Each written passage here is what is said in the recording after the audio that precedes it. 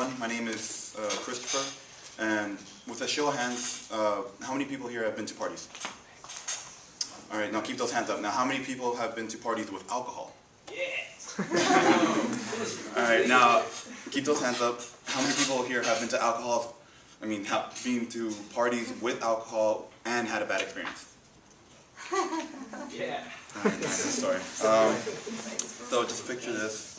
I was driving to Bay Bridge. I was driving on the Bay Bridge, driving over to Daly City with a couple of friends. We were going to a concert called Wild Jam that day, and we drove over to Daly City. And as soon as we got to Daly City, we drove over with my other friend, and we went over to Safeway, picked up like 3 bottles, and it was, we were still underage. I was 19 at the time, and so.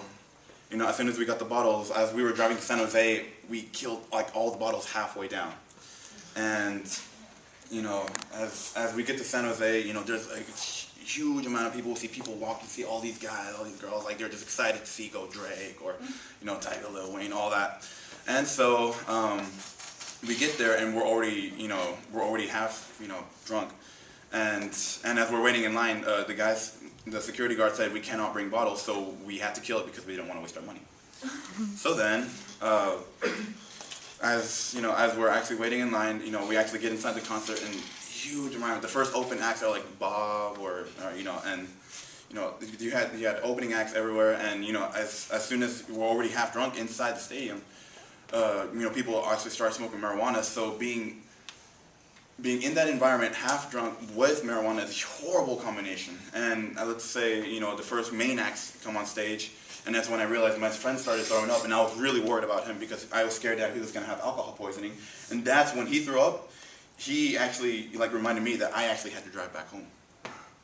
So then, as I go over, get him some water, I try to take care of him, and I was really scared for him. And as I had to dance so much. I was trying to do my best to enjoy the concert, and I was sweating so much that I had to get the alcohol out of my system meanwhile I'm trying to enjoy the concert.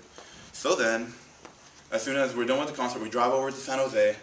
We drive over back to Daly City, and we had to actually eat Nations because with greasy food, food helps you sober up faster.